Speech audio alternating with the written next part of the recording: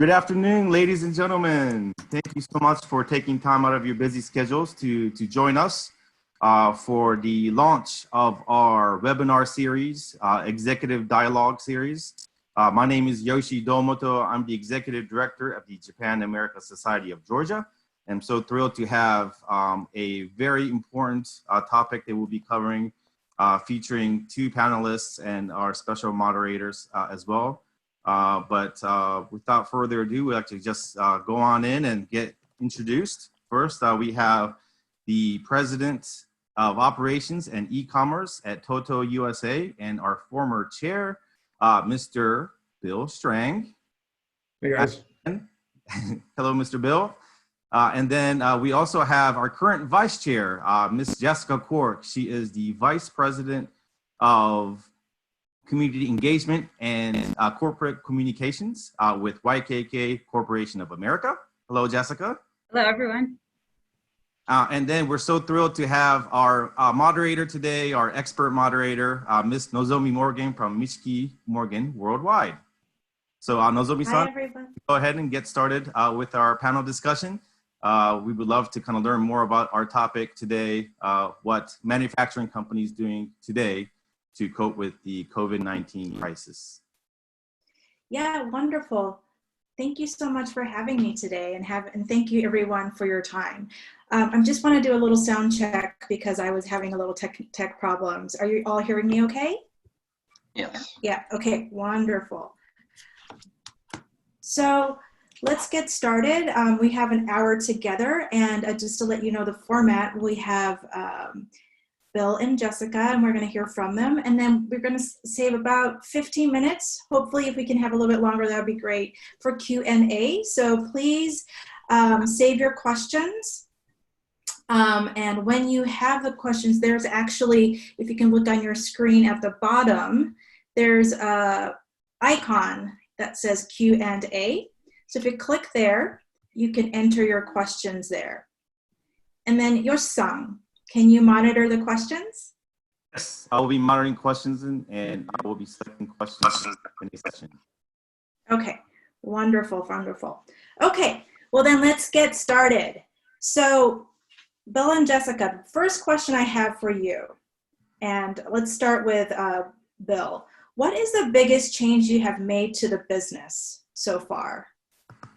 Well, certainly as COVID-19 came into our view and our window, we began to really look at how we can continue to be a viable business under these conditions. And so one of the things that we've seen is a rolling shelter-in-place program across the United States.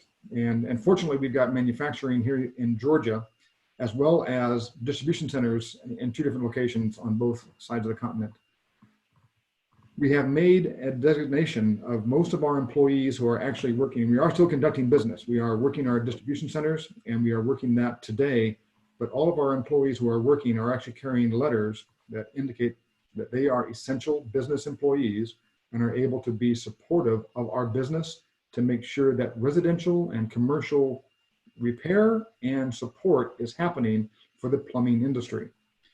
And now that is where we have to make sure we're taking precautions there to make COVID protections part of our program. And so as a result of that, we're using cleaning programs, as well as making sure we're staying very hygienic and making social distancing part of the overall business environment. Now, our manufacturing facility here in Atlanta, Georgia, we've actually closed that down, and we have that closed down until the 13th as we continue to assess the impact of the shelter-in-place programs and our ability to most adequately protect our employees from a health standpoint as they work together in that factory. Great, thank you so much for that. Jessica, how is it at YKK? Sure. Well, similar to Bill, also YKK, according to the Department of Defense and Homeland Security, we are part of the essential critical infrastructure industry. So as of now, all of our manufacturing locations in the United States are still open. So we are implementing similar measures, you know, in terms of making sure that we're complying with all of the CDC recommendations for sanitation, and talking a lot to our employees, of course, about social distancing, washing hands, etc. But beyond that, we in many of our other locations, like sales offices, we did not have a whole lot of people working from home traditionally. You know, we are a Japanese company, and we like, you know, face-to-face communications is a big part of our culture. And I think every Japanese company, you know, that's part of the culture. Well, we found ourselves in the position of having to put a lot of our people who are in offices are now working from home. And that has been exciting to see how quickly that transition could take place. And we've also discovered Zoom, like a lot of other companies. We've discovered Zoom overnight. Right down the hall from me is this huge, clunky video conferencing, you know, system that I don't know how to use. I've been working here 7 years. I still can't turn it on by myself. And we just never were using that. And all of a sudden, all of us are using teleconferencing all the time. In my office, we have, you know, 3 times a week, our whole team on Zoom, like exactly like we're doing right now. So that's been a big change for us culturally, and I think it will also be something that we continue, you know, to use even after this crisis is past. It's made us be innovative in a completely different way than we normally are innovating.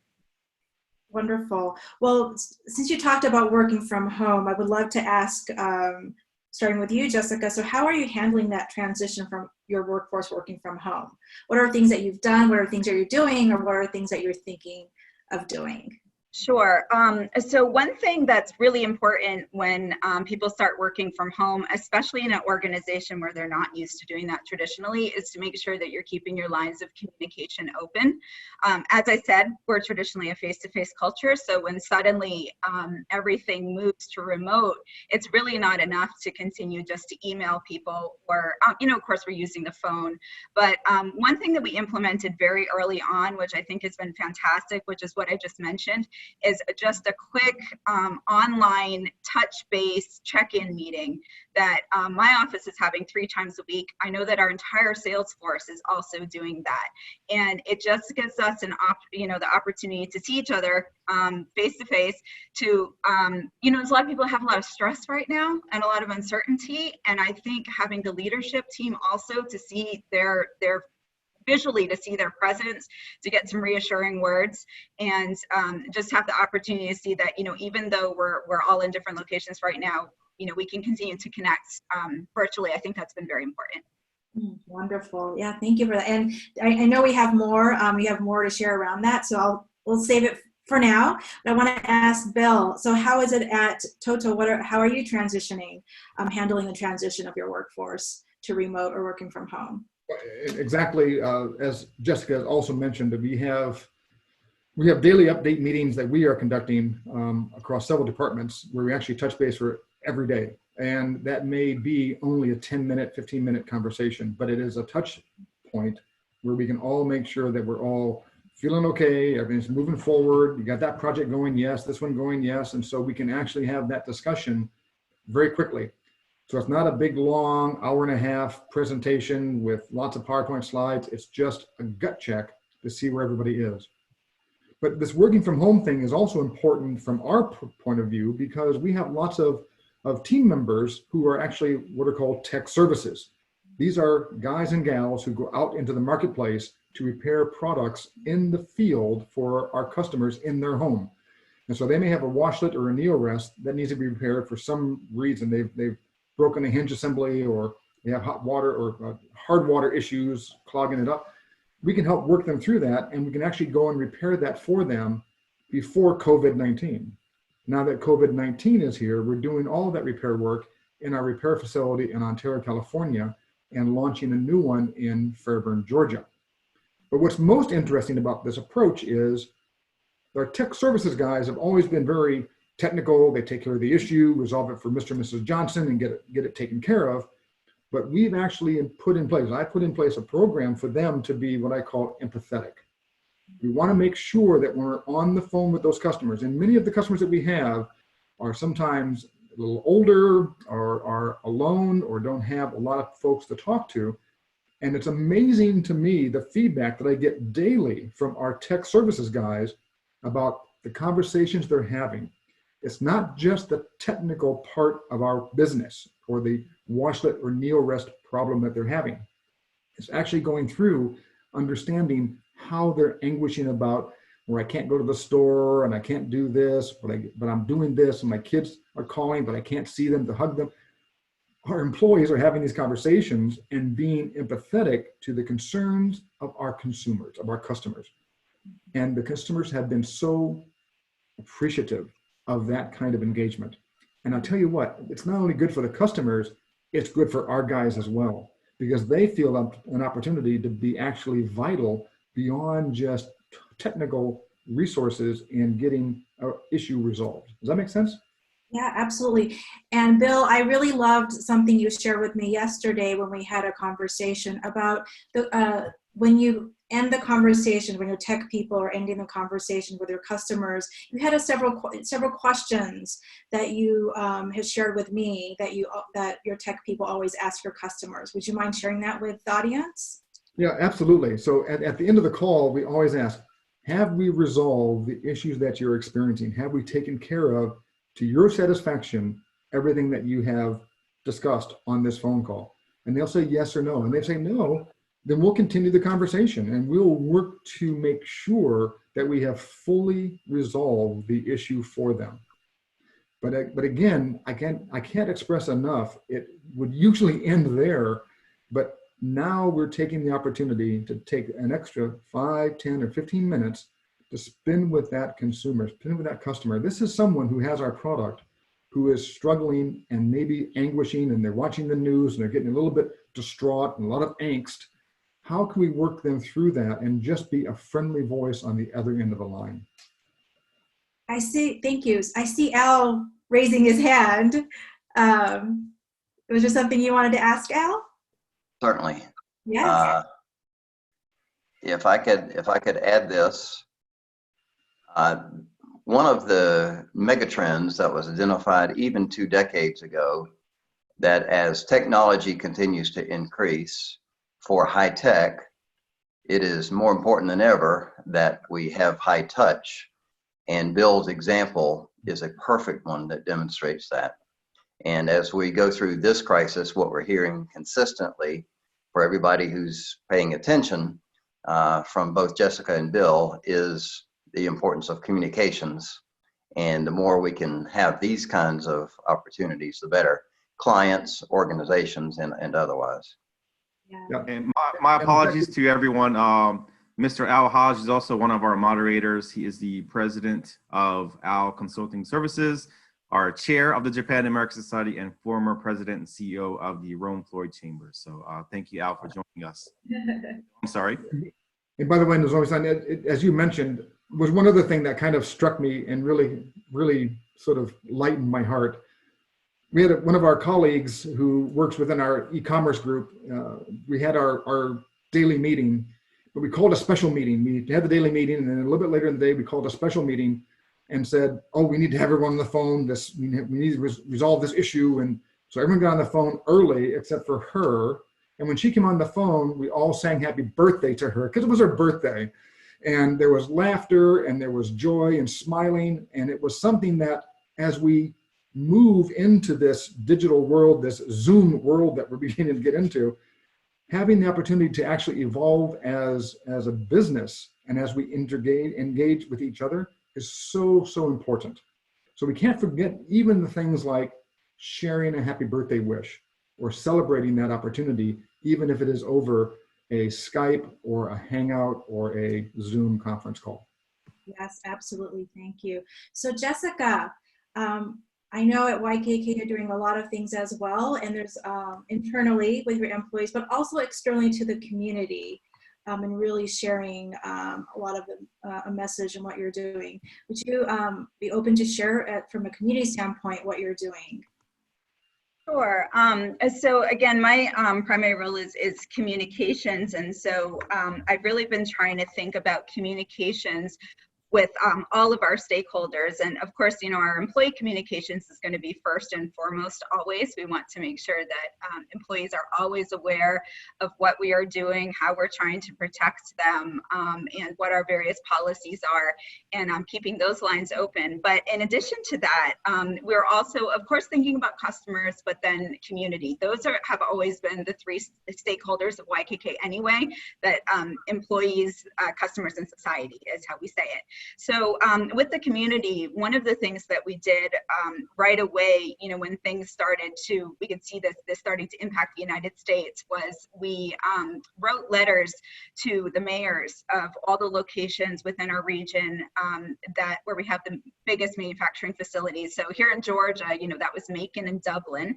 And we already have a really great relationship with the mayors there too, but we communicated with them very early just to let them know how this was impacting us, what we were doing to protect our workforce, because again, that's part of their community. You know, they want to know what will the impact be on their community, and what impacts YKK impacts the community. And then we followed that up. So it wasn't just one time, it was several times, letters, and then also phone calls, and just really keeping them informed. We also, you know, being a Japanese company, we did the same thing with the Japanese consulate here and in other countries as well. So we cover 8 countries within the region.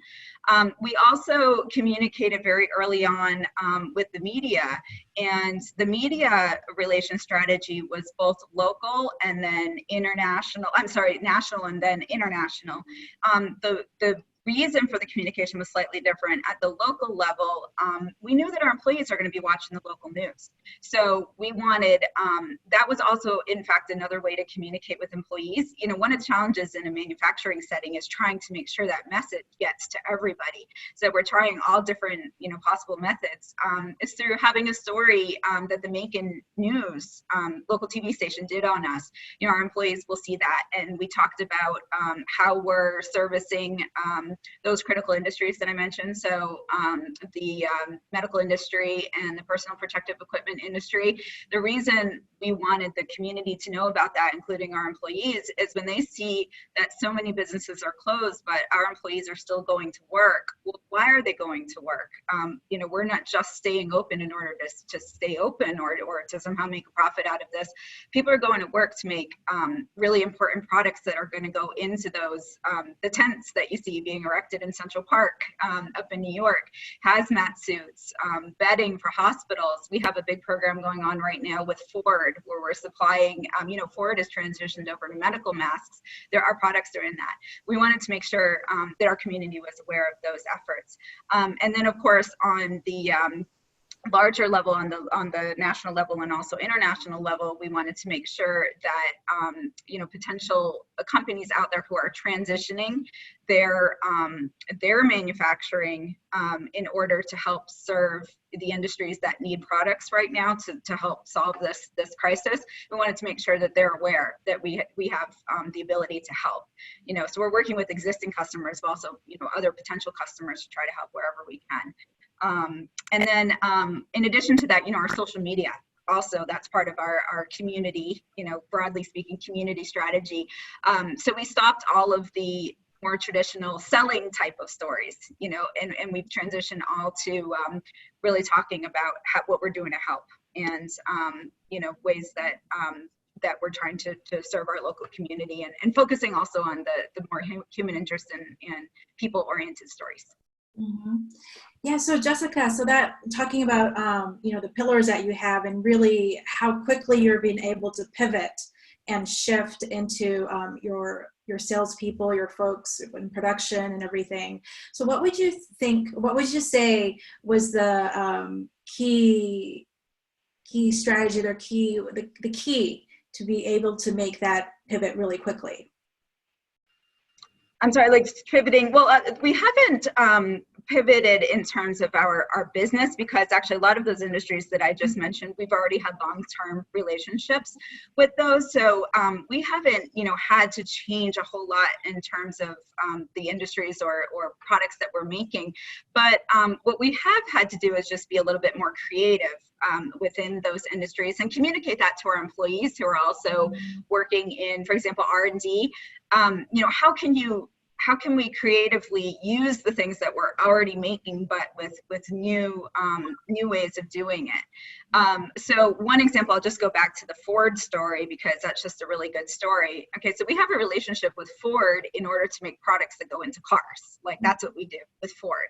Well, Ford is not making products that go into cars right now. They're making medical masks and other ventilators and all kinds of other things. So we already had that existing relationship, but when Ford came to us and said, look, we need to get like 200,000 elastics, bands that can go into these medical masks, what can you do for us?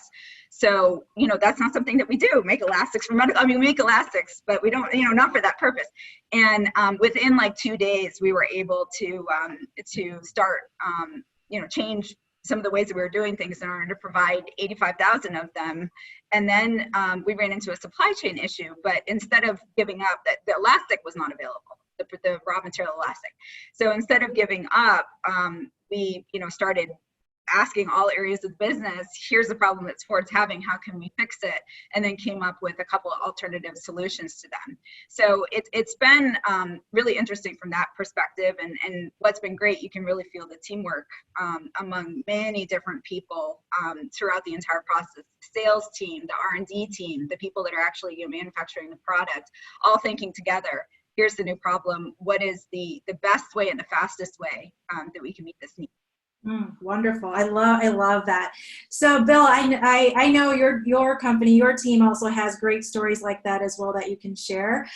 We were talking about some of the high demand that you're facing because of this. Would you be open to sharing some of the fun stories and that's going on at Toto right now?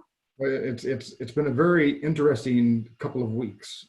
Frankly speaking, when COVID and the shelter-in-place orders began to come into the marketplace and come into the news stream, media and news began to catch hold of that and showed pictures of stores with lines and lines and people buying as much toilet paper as they could stuff into a cart. Not quite sure why you need so much toilet paper, but regardless, that opportunity presented to us a very interesting challenge. What that began to do was news companies, from NBC to CNN to Fox and BuzzFeed and others began to call us and ask, will you comment on this? We will not, we have no comment on this at all. But the result of that approach of toilet paper craze happening prompted a huge run because the news articles began to say, well, if you don't have toilet paper, you can always get bidets. And then bloggers started to talk about it in media. And suddenly there was a run on washlet bidet toilet seats. And we have just sold thousands, where before we were selling, a couple hundred a month at a particular location or a store. So it was amazing the amount of growth we've seen. So much so that we've really stressed dramatically our supply chain to bring more product in. But what's wonderful about that is the overall broad awareness of the bidet culture is now becoming something that is in the consciousness and in the ether. And as we see that continue to populate going forward, I fully expect that we'll see more and more of that growing. Yes, Al? Some great validation. We've heard great validation. One is that preparation is key, and both these companies were very well prepared. And then pivot. Both of these companies have pivoted, and I think we've also heard, once again, positive reinforcement about teamwork. And I realize, Nozomi, you're probably going to be asking, okay, going forward, how do we make certain that we're prepared? And both of these folks, I think, are experts at that, as they've already demonstrated. Yes, thank you. Thank you for setting it up for me, Al. So Jessica, I would love you to share about your crisis management team that you had set up and how you activated it and how it's working right now.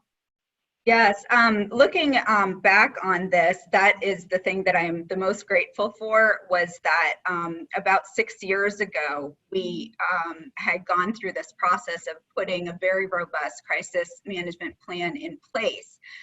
Having said that, I will say for any company out there that doesn't already have one, though, the methodology that is used is very, very simple, and it can be set up overnight, if you don't need all of the paperwork to go along with it.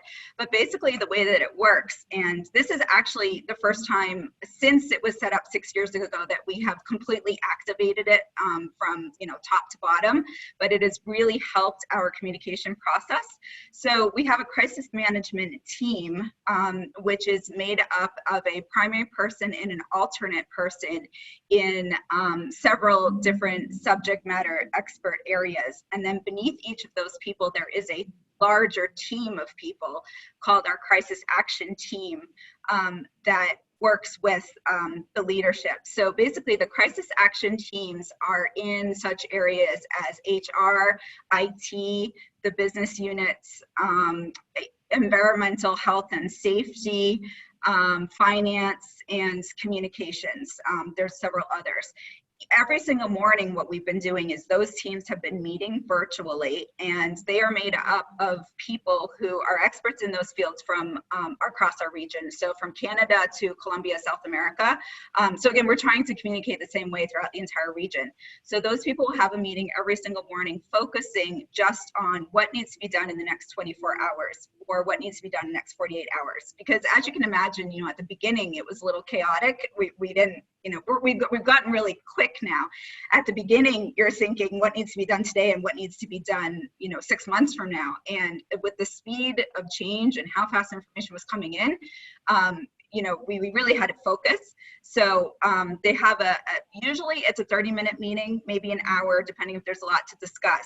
But what that team does, let's use HR as an example, is they think, okay, in the next 24 hours, this is where our focus needs to be. Here is what our recommendation is going to be for HR. So all of those teams do that in the morning. Every afternoon, we have another virtual call, teleconference with the crisis management team, in which each member who has heard from their crisis action team on what the recommendations are makes the recommendation for final approval or for argument sometimes, or questioning or saying, no, we're not quite ready to move forward. Let's table that for now and go back to it. And we're doing that every single day, and it is just completely streamlined communications. It's really helped with us to be able to make decisions very quickly and to get things done very quickly. Then once that's over and we have a decision, then you can move through with implementation. From a communication standpoint, because of the fact that communications is one of the ways that we are actually implementing all the things that are decided. So these various HR policies, IT policies and things. Once I have that buy-in, in the afternoon, saying, okay, this is what we're going to do, then I can go back and I can very quickly write the policy because I already understand what has been decided. And then we got a draft, and then it goes to just a very small group of people for approval. Usually it's, legal and president, get it approved quickly, and then it's out. So so I'm very grateful that we had that in place. Actually having to implement it has made us understand what works well and what doesn't. But I would definitely recommend that structure for anyone who's kind of getting stuck in having way too many people trying to make decisions. You can get stuck in committee for a very long period of time with nobody able to decide something, whereas having this entire structure where decisions are basically already made and just need to be made, approvals, has really helped. Yeah, that's amazing that you have that in place. So that was a response to which was it the earthquake? Was the response to this? No, not at all. This was just something that we created. It was back 6 years ago because we didn't have a good plan. It was just thinking it was a what if. We should have something like this as a what if. So I'm glad that we had it in place. It makes it easy to implement. Yeah, absolutely. That's amazing. Great. And also it's amazing to hear. What I thought was just amazing is that really the quickness, right? How quickly you can make decisions. You're all on the same page, and and I think you mentioned it's around 4 p.m. that you have the meeting. So by 5 p.m. you have the decision. You know exactly what to do, and the next day it's out to all employees or to critical people that need to know the information. And that, I think, going back to what you said earlier about being creative, innovative, I really see how everything is aligning and coming together, and get helping the company to get through this survival time. Amazing, great. Bill, how about at Toto? Is there something that some kind of like crisis management team system that you have in place that you're utilizing now, formally or informally? We have a similar kind of approach that we've already had built, and actually 6 or 7 years ago actually ran through some dry runs, in the event of a fire, in the event of a tornado, in the event of, and so we went through several scenarios. In the event of someone kidnapped in South America, we went through several scenarios on how we would best set up protocols and manage through that with our crisis management team. And we pull in the appropriate departments to be part of that, depending upon what the condition and what the actual activity was. But when COVID occurred, we invoked that same approach, and we just pulled in all the important departments, all the heads of those departments. And before we actually went to our shelter at home, we were actually doing it in a conference room, social distancing, of course. But we did that to actually have not only our teams from Europe and Mexico and Canada on the line, but also our team here in the United States. And all of the various disciplines are represented, much as Angela or as Jessica has done as well. We had HR, we had operations, we had sales, and we had finance. And of course, in that meeting was our president and CEO of the business, so that decisions were quick and straightforward. If it required a little bit of discussion, that would occur. If it required some additional data research, that would occur. And then we would set up an additional ad hoc if we needed to, even that day. And so we do this once a day. And actually, I'm missing mine right now. It's at 2 o'clock. But I'll hop on once we get done here. But most important is this: it's happening every day. And unfortunately, with the COVID-19, we are taking it every day, Monday through Friday. But honestly speaking, there are things happening on Saturday and Sunday as well. And so it is not uncommon for us to actually have a lot of texting going on or quick phone calls Saturday night at 10 o'clock at night. And conversation occurs, and we'll make a decision on, we're going to do this, let's contact that, let's send out this note. And so that is always happening within our operation as well. And this COVID-19 has really reconfigured our entire business structure, if you will.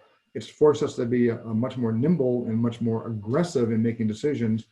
And before, we might have done a lot of, well, let's think about that, let's talk about it a little bit more. And we now make decisions and just say, okay, that's good, let's go, get it out there and make sure we move forward. Thank you. So that actually leads to a question that I wanted to ask both of you. So how, within this crisis management system that you have, the plan that you have, how are you involving or communicating with your headquarters in Japan? Where do they come in these decisions? Because going back to, I think, typically, just a stereotype is usually the more Japanese companies like to take a lot of time making decisions. That's kind of part of the cultural characteristics. But as you both shared with us today, you're really making quick decisions. So how do you involve the headquarters, or how are they involved? Well, certainly for our business, headquarters is still involved. If it's a decision that is very large in its impact, it will certainly have a discussion that will take place overnight. I mean, we're kind of blessed, if you will, sort of, to have the opportunity to be, diametrically opposed to the day with Japan versus USA. So we know that as we end our day, it is Japan's morning, and those conversations are taking place. In fact, later this afternoon, tonight, I have a conference call with Japan to go over some issues. This is not uncommon, and it happens with me often, but it happens with our Japanese colleagues virtually every night. And so it is undoubtedly a very difficult or a very big, broad issue. We'll certainly get a discussion taking place back in Japan. Great, thank you. How about you, Jessica? Yeah. For YKK also, so you know, we also that's one of our crisis action teams is there's a team of our Japanese expatriate management who their job is to kind of synthesize whatever decisions were made during the day, but especially at that 4 o'clock meeting, and report that up to Japan. One thing that's happening with YKK, we are in 72 countries around the world, and probably 72 countries are having this crisis all at the same time. So whereas more traditionally, if there were one location or one country having a crisis, you know, our Japanese management would be far more involved. But you know, in this situation, I mean, we have YKK Italy, you know, YKK China, you know, places that are even, well, in the U.S. unfortunately is now surpassing, but there's just not capacity for them to be managing that simultaneously. And so, of course, you know, they have given a tremendous amount of you know, responsibility to the local management and say, just manage this as best as you can. We completely trust you. Do what you can do to protect the safety of the employees, number one, preserve what business that you can. We've had quite a few locations around the world that have had to close. So that involves, mostly because of government directives. There are many of our locations that cannot be open for any reason whatsoever. They've basically closed everything within the country. So it's reporting up those closures, and we are reporting down too. So we report up to Japan what closures are happening in our area, and then we get a list back from them every single day of globally, here are the places that are closed. That's really important for our business because we're not just supplying domestic customers. I mean, every business is connected to each other all over the world. We have certain customers that may be working with YKK in 50 countries. So we really need to make sure that we have that information available as well. So it's really a two-way conversation, but certainly it's not, it's definitely not a matter of our headquarters in Japan telling us what to do. It is simply a reporting. These are the decisions that we have made based on the local business conditions, and they completely support that. Wonderful. Thank you. Great. Well, I see we have a couple of questions coming in, so I'd like to transition onto the questions that I see on the board. Just again, for everyone who's listening in, if you have any questions, please utilize the Q&A icon there, the box there. If you type it in there, we'll be able to read your question. So the first question comes from Alex. I'm just going to read it out. So it says, since Bill's business has been deemed to be essential, if the quarantine is extended, is there a possibility that they may reopen their manufacturing once their inventories are depleted? Well, that's an ongoing conversation because we want to make sure that whatever we do in our manufacturing facility, and again, our distribution centers and our warehousing is open. We're receiving containers, we're receiving shipments and shipping things out to our customers. And so our supply chain to supply wholesalers and Amazon and kitchen to bath plumbers and all those types of folks is still occurring. It's the manufacturing operations where we have our workers in such close proximity to each other that social distancing is not a viable option for us. And so without the proper PPEs in place, we need to make sure that we are making the right kind of effort to secure their health as first and foremost. And so yes, we are continuing to run the operation. We are monitoring that inventory level very closely. We are looking at, just as Jessica mentioned, we've got operations all across the world, and we're certainly looking at some of the countries that have actually issued mandates that everything is shut down. There's no essential manufacturing, there's nothing is going to operate. Everyone goes home and stays closed, and that's it. So we've been very lucky to be able to actually run it here in the United States, and we made the decision based upon issues of health. Now, if we start back up again, it'll be again, making sure that those employees are very well protected when they come back into work. Mm-hmm. Yeah, thank you. Okay, so the next question comes from Jim for Jessica. Oh, hold on, for Jessica. So have you heard from other Japanese companies what they're doing in the current climate? No, I have not heard directly other than the news, actually. So that's primarily where I've been getting my information, and maybe not necessarily a reliable source. But I do know, just in terms of expats, though, so not necessarily what the companies are doing themselves in terms of manufacturing, but management of expats.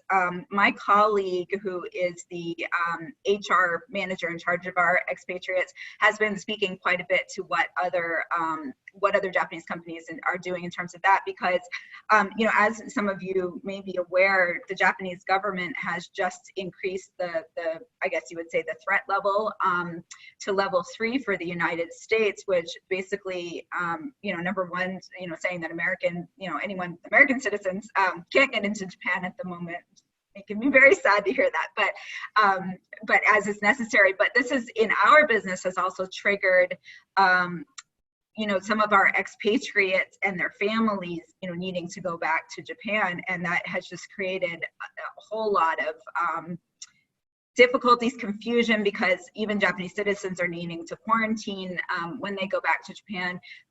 There are not as many flights. I believe the last direct flight to Japan out of Atlanta was yesterday, so there was some scrambling to get some of our expatriate families onto that flight. There are issues with schools. So now that, because of course these kids they're in school here in the United States virtually.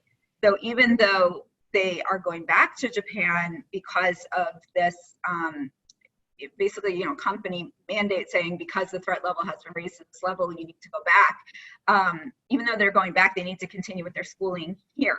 And so I don't want to comment on what other companies are doing regarding this, but I know there's been a lot of conversation with her and between her and her colleague, other colleagues at other companies, to figure out with expatriates, this is just a whole new issue. Like probably most Japanese companies, we also have a lot of expatriates who are in high levels of management. So this creates a business disruption. And does everyone need to go back? Is it only families or only certain locations? Being right now in New York is very different than being in somewhere like Dublin, Georgia. But some of the policies are across the board, the same for, who needs to go back. So we're just kind of working through that right now. A lot of communication with Japan, and also talking with other Japanese companies, how they're handling. Yeah, so I've been in conversations with my clients here, a lot of Japanese companies, but the same thing. They're really struggling to figure out, when and who to send back. Most of what I've heard, and again, just the people that I've talked to, the companies I've talked to, were about a couple of weeks ago starting to recommend the expatriates to go back home, the whole family going back home. But to your point, it disrupts the business, the family, especially with the kids with the online, the time difference, trying to get on is very difficult. And also places to stay. Some folks don't have a home in Tokyo, where the headquarters may be. Mm-hmm. That's not where they're from. So they're offering corporate housing. Finding that, and obviously is a challenge. So I hear a lot of the same things that you've been hearing, Jessica. Yeah, okay, so we're having more and more questions. So I'm gonna zip and continue on. Okay, let's see. The next one is from Louise. So it says, I'm wondering about how you think you can keep your supply chains operational as international sources presumably drying up, or at least lead time increases. So Bill, I think you kind of touched upon that a little bit, but if you can share with us a little bit more about your supply chain situation. Yeah, well, certainly the supply chain is always a bit of a challenge, and it doesn't matter whether we're in the toilet business or we're manufacturing zippers and clothing. The supply chain is completely disrupted across the entire globe. And it's going to take a while for that to rebuild. If that while could be a couple of weeks or a month and a half, we're not sure, because a lot is dependent upon just how disrupted that supply chain has become. And it could mean that raw materials are not available to make component parts, and component parts need to be manufactured and shipped to our assembly plant. The assembly plant needs to manufacture it and ship it to us. All of these things are going to include a unique challenge in the length of time that availability of inventory and supply chain is going to occur. The only thing we can take a little bit of comfort in is that we do have manufacturing operations in place. We've got resources and capabilities to come back online when it's time to come back online. It's just now a matter of reaching out to each and every one of those resources and supply chain sub-suppliers to make sure they're going to be viable, support us as we go forward. Mm-hmm. Yes, I hear you. Jessica, do you have anything you want to add to that? Sure. Well, I can comment by being sort of in the middle of the supply chain too, because we're not the final products. You know, we make our product and that goes into someone else's product. So the first thing was proactively reaching out to our customers and saying, we are open. I know you've been hearing that, you know, we might be closed, but we're not. We are open. We are ready to serve you, before even they started contacting us. So that was one thing we wanted to reassure them about very early on, because they were very worried about that. Secondly, you know, for us, for the most part, we're mostly vertically integrated. So that's been good. That we do have some problem getting certain things, but mostly we're able to make what we need. If not, you know, here in Georgia, you know, able to get it from other YKK companies. But I did mention to you about that, like, for example, the elastic shortage that we had. And so, you know, in the cases where there is an issue, that's where the creativity and innovation comes in.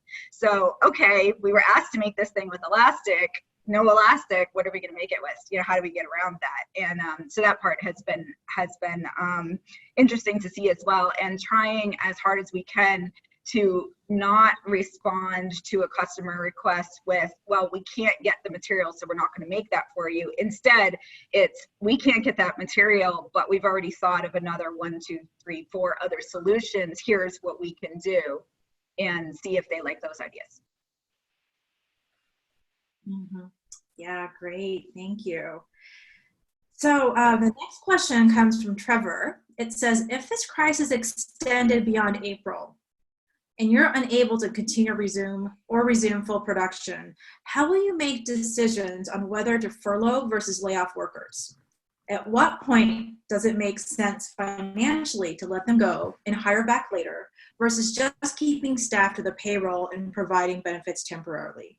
By the way, Kubota and Yamaha have shut down manufacturing in Georgia, both with confirmed COVID-19 cases. Oh, this is a touchy one. So who wants to take this one? Well, from Toto's standpoint, we've been very lucky not to have any confirmed COVID-19 positive cases in our facilities. And so we're very lucky in that regard, which means we're either being very proactive and very cautious in our PPEs, or we've just been lucky. So I'll take either one, but most importantly is we want to make sure we protect our employees. Now, as I may have mentioned, we do have our manufacturing facility shut down. We are paying our employees 40 hours a week. And so we do not want to lose that skilled resource, that skilled labor.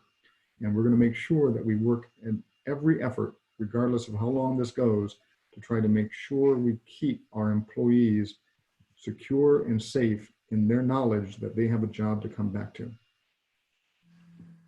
Mm-hmm. Since of time, we'll go to the next question. Maybe this one's for Jessica from our friend Commissioner Eccles. So Commissioner Eccles was in Japan as part of the Gen J program, where Georgia leaders from government and businesses visited Japan last fall. But he saw that people were routinely wearing masks in Japan and using hand sanitizers as part of the hygiene, basically as part of Japanese culture. So Jessica, in your opinion, has Japan had an easier time making adjustments for COVID-19, and has the impact of the virus been less because of the cultural aspect that Japan has? Well, that's a difficult question to answer too, because you know, here in the United States, like, we are going by the CDC recommendations, right? So that I still am personally just very confused by whether you should wear a mask or not wear a mask, because we saw, of course, many countries in Asia which routinely, you know, do use the masks. And that was just part of the culture from the beginning. And whether or not that made an impact, I think it's very hard to say, because we were getting different guidance from the CDC. Now, I have heard in the last day to 2 days, CDC is also rethinking whether or not that's really necessary. Well, whether or not, maybe they should be advising people to wear masks. But my biggest concern, just personally, about that is just whether or not the medical personnel who really do need the masks are going to have enough. So just from a personal standpoint, I'm kind of glad that the CDC recommendation, at least in this country, was such that I think a lot of, because there was already a shortage of masks to begin with, that those were being prioritized for medical personnel who absolutely have to have them, rather than a general guidance from the very beginning for people to purchase them. In the beginning, actually, back as early as the end of January, I was assisting our operations in China with getting masks for their employees because they were not able to get enough. It was a major problem back in January. Even January, China had run out of enough masks for their for employees. And so even in January, there was a severe shortage here in the United States, and we weren't able to get enough. So, had that guidance come out from the CDC in February, already there's big shortages for the medical community here. But if every American was buying cases and cases like they're buying toilet paper, they were doing the same thing with masks. I'm really, really concerned about the medical community. And we're already hearing of shortages. So it's hard to answer that question because we don't know what exactly, without the CDC being a little bit more clear on whether we need them or not need them.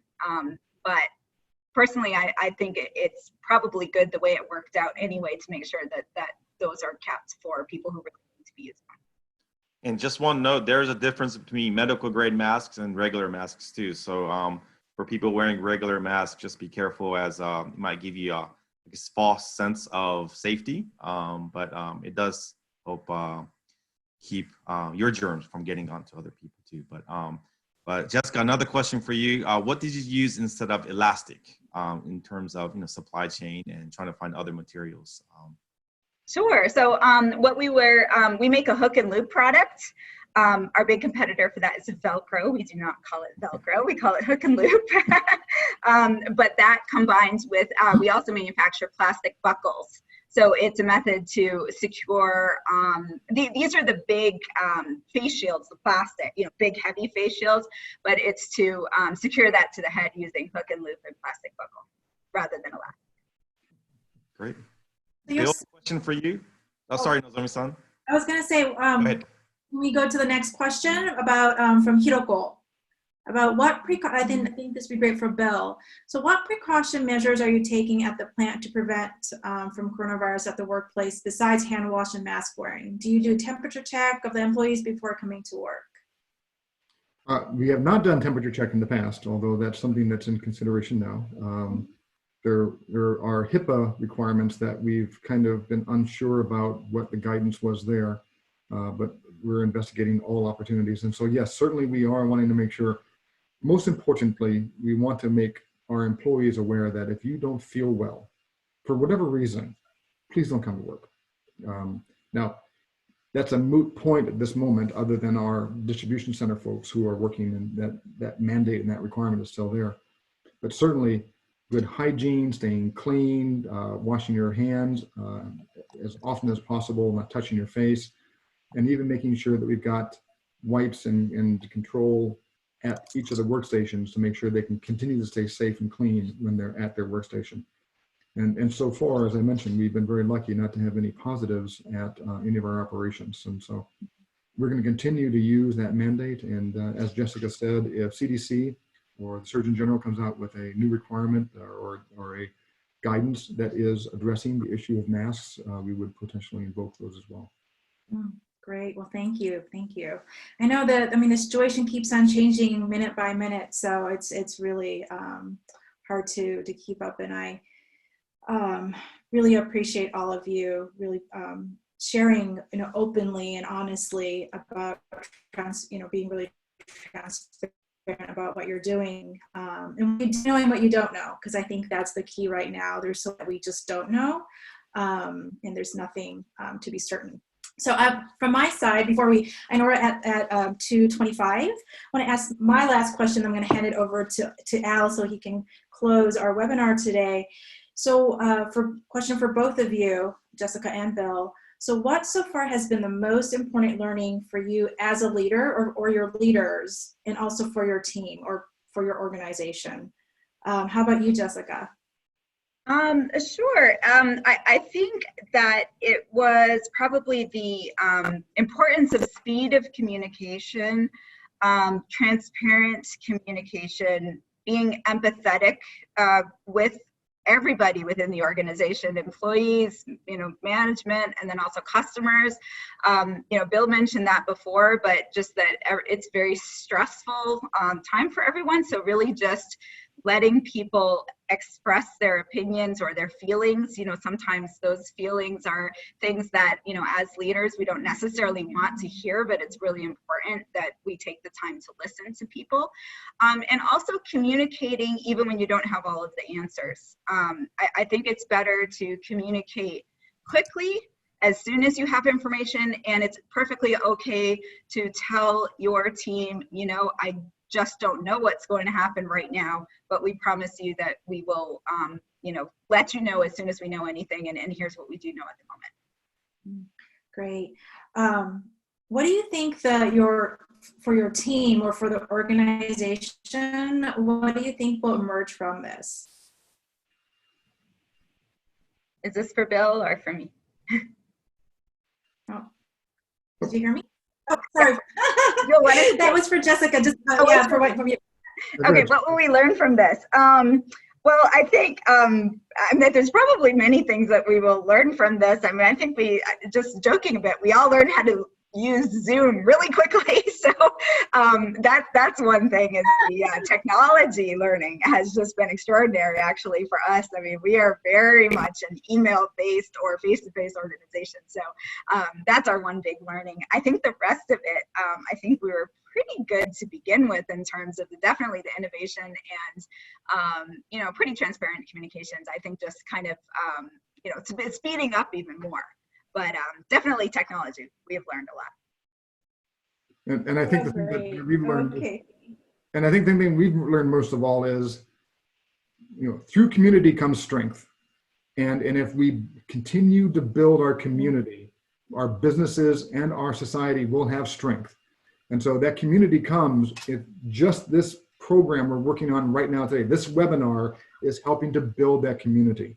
And through that comes strength. And if we can continue to have that as our foundation, I think no matter what COVID-19 throws at us, we're going to come out of this. We're going to come out of this worn down. We're going to come out of this stronger because we understand what we need to do to go forward. And so I'm an internal optimist anyway. My glass is always half full, but I expect that we will have an opportunity to actually engage that community. And through that will come the strength of our society and of our world. Bill, that is the perfect way to conclude the formal part of the program. I do want to thank again Nozomi, Jessica, and Bill for your remarks today. So many good ideas, and the relationships is one of the keys that we've heard throughout this. Communications, planning, pivoting, innovation, being nimble. And so thank you. And part of the whole thrust of the Japan American Society of Georgia, of course, is delivering timely information. So thank you, Nozomi, for this good idea, and Yoshi, of course, for jumping on this, pivoting for this new series and this program. It is just incredible. And stay tuned for more to come. As we have ideas, suggestions from our members, please make certain that you forward those along to us, most especially to Yoshi, but any of us on this panel would welcome new ideas and opportunities. Additionally, we have some new programs that are coming up. ESL class for Japanese members and friends, April 3rd, so tomorrow at 4. April 9th is crisis management for colleges and universities, that's at 1:30. And on April 14th at 7 p.m., a virtual Koyobi dinner. And so that'll be networking over takeout and delivery dinner at home. So please stay tuned for more JASG webinars, seminars, and programs. And through it all, thank you for your continuous membership in JASG And we look forward to more of these kinds of opportunities going forward.